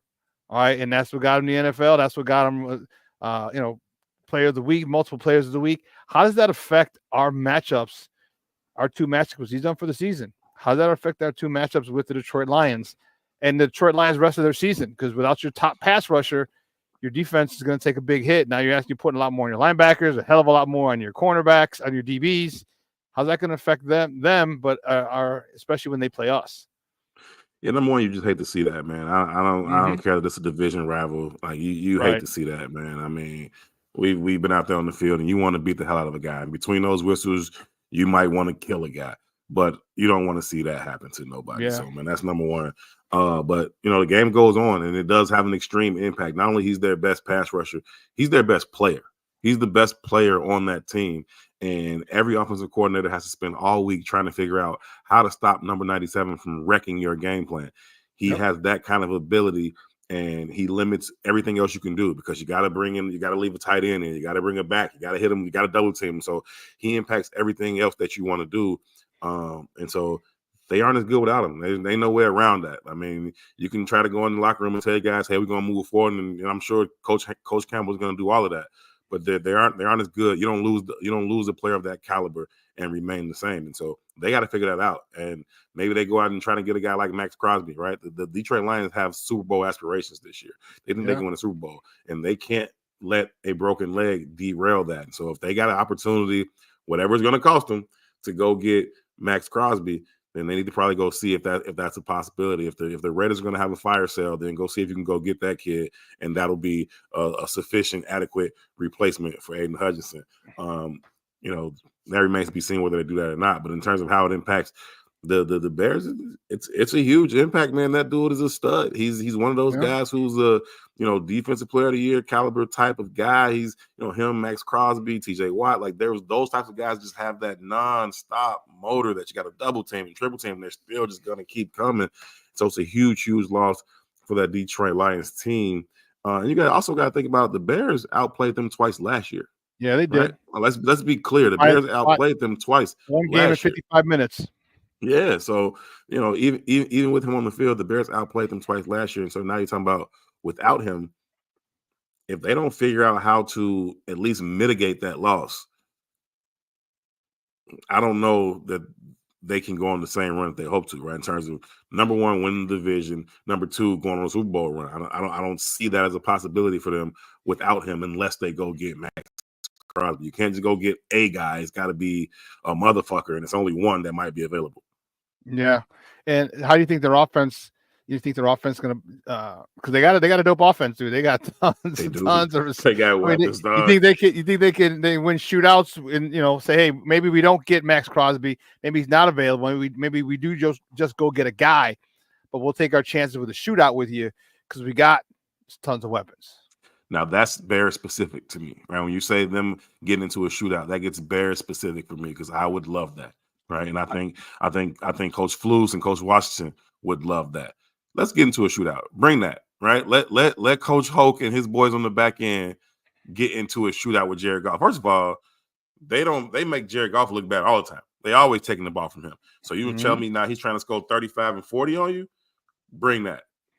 Let's get DeAndre.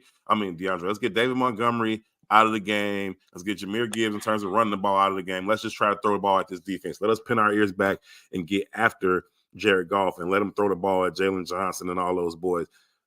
That's bad news. That's how the Lions get their ass blew out. Okay, throwing the ball, 40, 45 times against this Bears defense. So if they get one-dimensional like that and they're trying to win shootouts, that favors the Bears tremendously, right? The Lions do not want to get into a shootout with the Bears, not only because the Bears offense is now capable of keeping up in a shootout, but you don't got enough bullets for this defense. It's just not. Never mind the statistic about the last 12 games. You just not going to be putting up 30 and 35 on this defense. I don't care who you are. That's not what's going to happen. The only way a team can do that in terms of putting up, 30, 35 points is if the Bears offense turns the ball over, gives them short fields, gives up some pick sixes, that type of stuff. That's the only way you're putting up 30 on against the Bears right now. So shootout, I'd love to see it. They don't have a chance to win the shootout. Not against the Bears. Now, against other teams, whatever. But Bears specific, the Lions in the shootout, bad news for Detroit.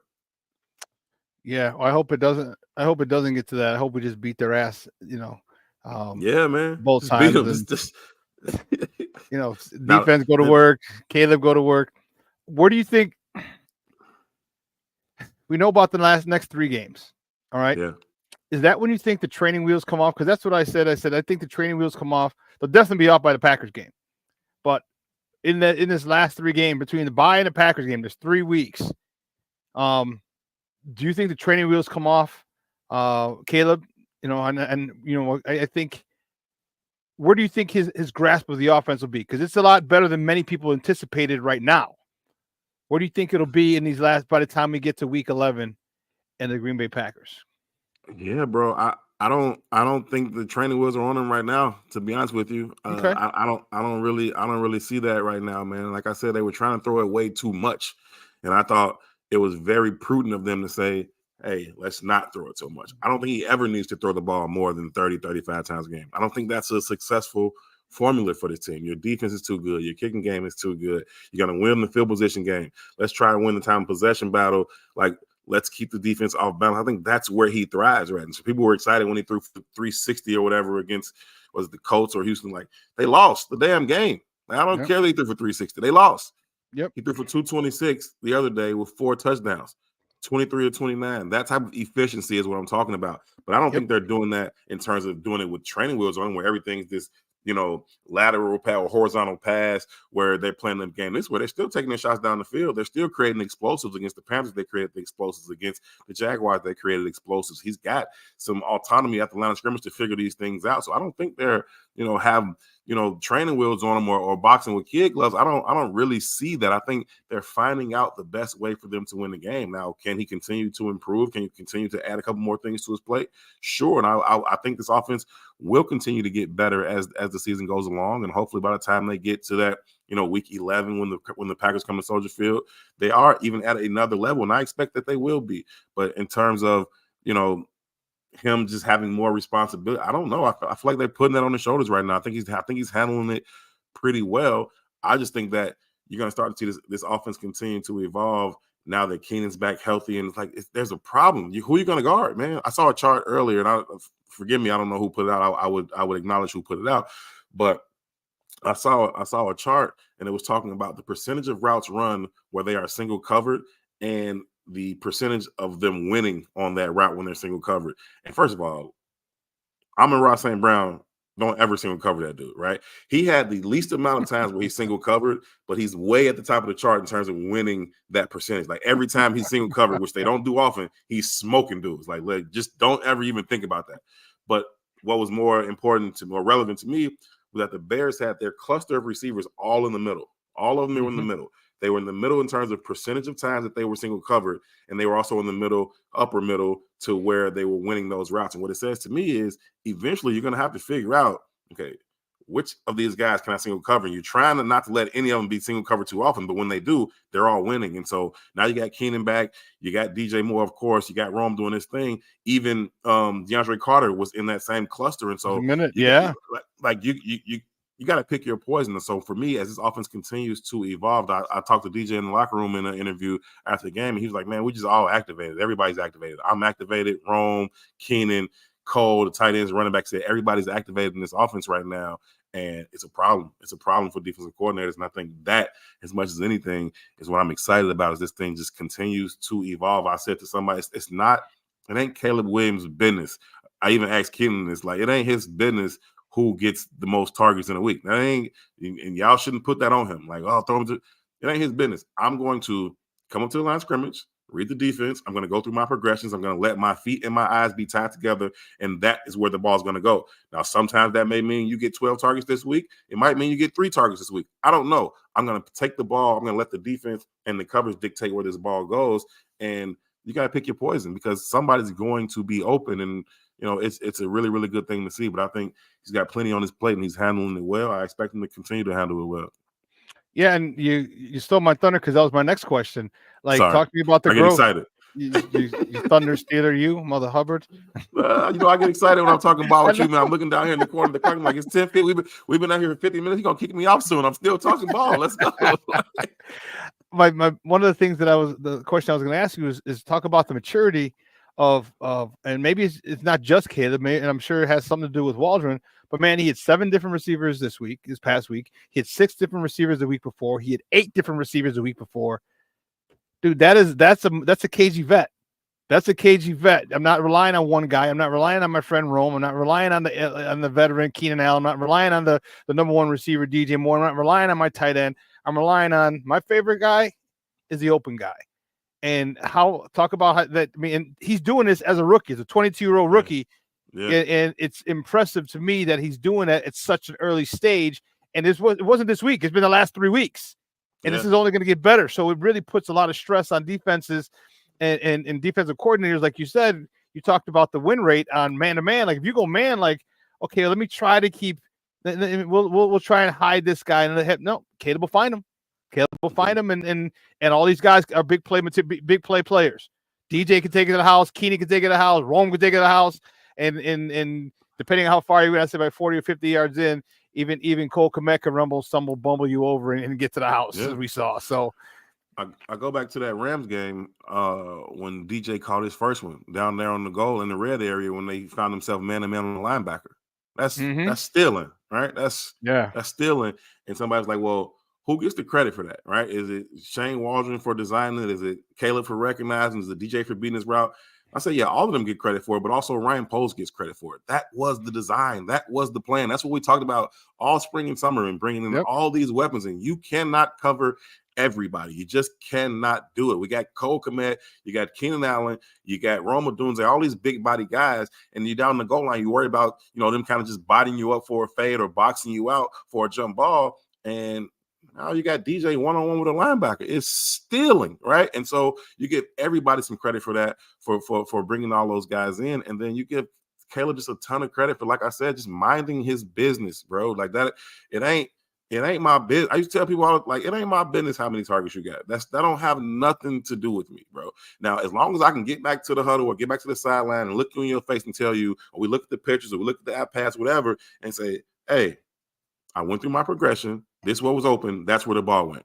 Now get out of my face, right? That's none of my business. I'm glad that that Caleb Williams has the maturity, that he has the backbone to look these guys in the face and say, yeah, the bossiness, right? He's being bossy, right? I'm glad that he has that ability to do that. You're talking about vets, Keenan Allen, Hall of Famer, right? You're talking about DJ on the same type of career trajectory in terms of being a Hall of Fame. You looking real guys in the eye and like, man, I don't care, right? And so you got to be able to do that. Like that's just not his business. It's just really not his business, and he needs to continue to mind his own business. My business: get up to the line of scrimmage, read the defense, read the coverage, expect certain things. At the post snap, I go through my progressions. Boom, boom, boom, boom, boom. Ball out. Wherever that ball is, that's where it is. And I think he's done a really, really good job. That I credit him a lot for having that kind of maturity. But also, you also got to give credit to his coaches, offensive coordinators, quarterbacks, coach. Everybody's doing a good job, and to those veteran receivers. Like, let's be clear. Like, them dudes want the ball. Like, they gonna say the right things, and they gonna do the right things, and it feels a lot better when they win. So it's cool. But they also got to play their part in terms of not being too hard on this rookie. Don't be in his ear too much. I'm open. Hey, man, cool out. Somebody else just scored. Go relax. And we don't see that, and which is good. And that goes back to Ryan Poles of bringing those type of guys in, because we don't have any give me the damn ball type of people. And you know what I mean? And the biggest example of that was on social media, was on Twitter after the game, where DJ Moore's going crazy. He's like, my man got to the party. My man scored 2 touchdowns, and he didn't score a touchdown. You know what I mean? Like, he's genuinely happy for his teammates, and that, to me, that's a sign of a championship team. When you don't care so much. Your individual goals are secondary to the team goals, and your people are scoring. Like your boy, like how much time do they spend together in practice, in meetings? Probably hang out now. Him and you know what I'm saying? Him and Keenan. I'm happy for my dude. Yeah. And when you find no jealousy and true happiness for someone else's success, man, success is gonna come to you. But that's what championship teams are made of, and that's what I love about this team. You look at the play where Keenan scored the first one on the up the seam, the back shoulder, which was a great ball, sick throw, right? And just for them to be on the same page, to both of them to know back shoulder, right? It's pretty much the same damn play that they had to DJ, the one I was talking about. DJ was cut in front of him, right? Yeah. Same thing, but they read it differently. This time they went front shoulder. I'm in front of him. Yeah. This time he's a little bit even, back shoulder. Easy touchdown, right? But either way, you scheme it up where both of these dudes end up one-on-one in the middle of the field, and that's cake, man. That's too easy. So, and they both read it the same way in 2 different instances, and it's really, really good, man. It's really, really good. Man, it's exciting, man. It's really exciting to see it, and it's also exciting to talk to you, man. I appreciate it, man. Thank you for coming on. Do me a favor, though, let everybody know where they can find you and your work online. Yeah, man, you can find me on Twitter at HerbHoward411. You can find my work for the Bigs Media at It's the Bigs on Twitter, man. Sean, it's always a pleasure, man. The time flies by. Man, it sure does, because you and I can sit here and talk for another 2 hours. Hey man, shout out to Lonzo Ball, man. I see the graphic up on the screen, man. I'm happy for the kid. You talk about 2 years being away from the game, and a lot of people thought maybe he never would come back. And you just hope that thing continues to go well. We know all too well about the potential of an explosive point guard being busted in this city by injuries. So you hope that he's able to find his way back to some semblance of himself and help this team be what they want to be. So shout out to Lonzo Ball. Hope he does his thing tonight, man. Just stay healthy. Man, I've been saying, man, the last time we saw him, we had the best record in the East. We had the best record in the East. Come on. So that's saying something. And yeah. And I know you're a sports guy, so we could talk a little hoops for a second. Like, I like this young team. I like the athleticism that they're having, the fact they run up and down the court. I mean, defensively, they still need a rim protector. They still need some other guy. Yeah. But I love the youth and the athleticism. They got a lot of Chicago guys on this team. Yeah, they got Marcus Liberty's nephew. They got Taylor Horton Tucker from Simeon.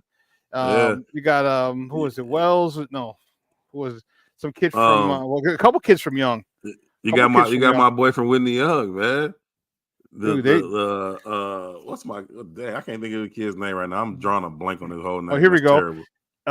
We got Metellus, Javon Carter, obviously Io from Morgan Park, Javon Freeman Liberty, Taylor Horton, EJ Liddell, DJ Stewart. No, DJ Stewart. That's my guy from Whitney Young. That's my fellow Dolphin, man. So shout out to DJ Boy. Shout out to all them hometown kids, man. You love to see Chicago kids balling and certainly playing for the hometown team, man.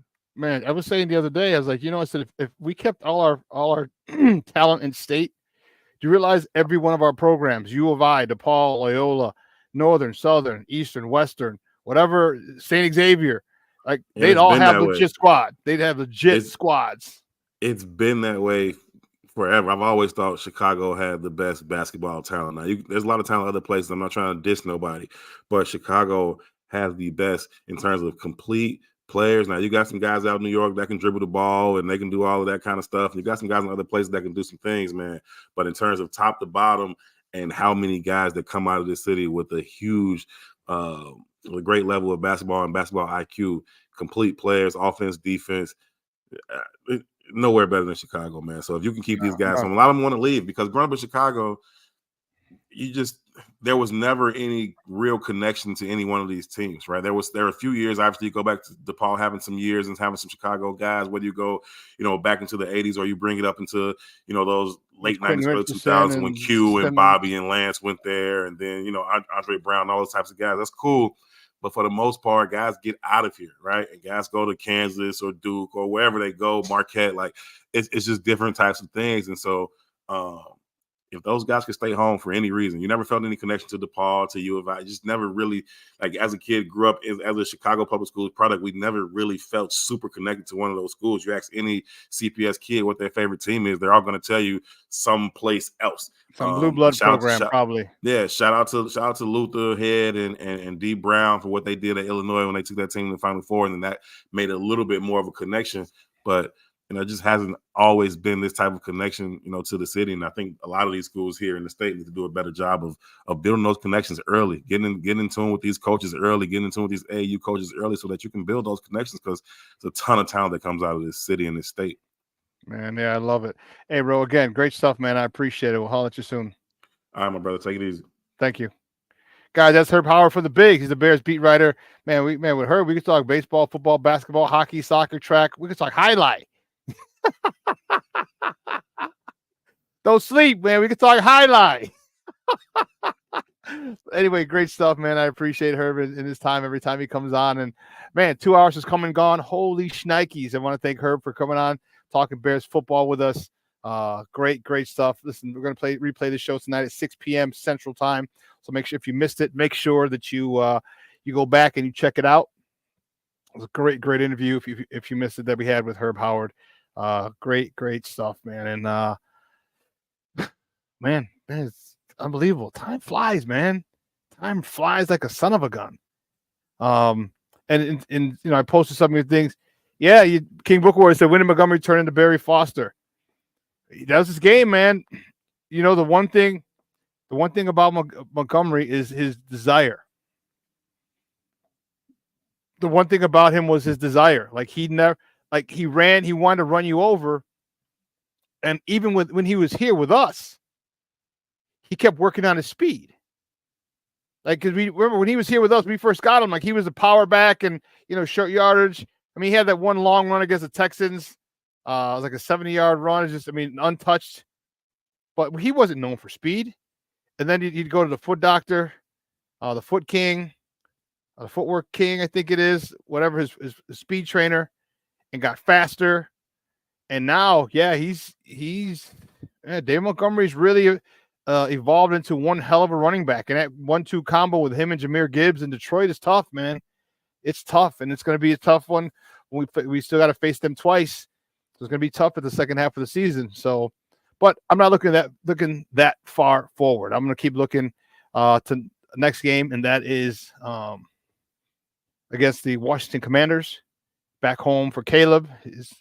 I'm pretty sure my buddy, his head coach in high school, will probably be at the game. That'll be pretty dope. He'll probably get a whole shitload of tickets. Don't worry, he's got the money. He's got NIL money. He's got signing bonus, 25.5 mil. He's got enough. Cornelius says Dave Montgomery is unstoppable near the goal line. Yeah, he is. So, but listen, guys, for everyone, we had a great time. I hope you had a great time. I hope you enjoyed the show. Like I said, we'll be back on at 6. Guys, have a phenomenal day. It's a little nippy here in the Chicagoland area. It's going to get warmer. However, it's cold. Oh yeah, it's 48 right now. It's only 48 out here, and with a high of 57. Won't even hit 60 today. But that's cool. Little hoodie weather, sweatpants weather, something nice. But enjoy. It's going to get warmer the rest of the weekend. 68 tomorrow, or 64, 68, 70, 73, 73, 70, 70, 70, 70, all 70s all next week. So great stuff. Guys, you have a phenomenal day. From everyone here at Sports Zone Chicago, I'm your boy, the SuperBack, Shawn Sierra. I will see you on Friday. And if you missed the show, make sure you go back and check it out. Check it out again tonight at 6 p.m. So for everyone here at Sports Zone Chicago, I'm your boy, the SuperBack, Shawn Sierra, and I am out.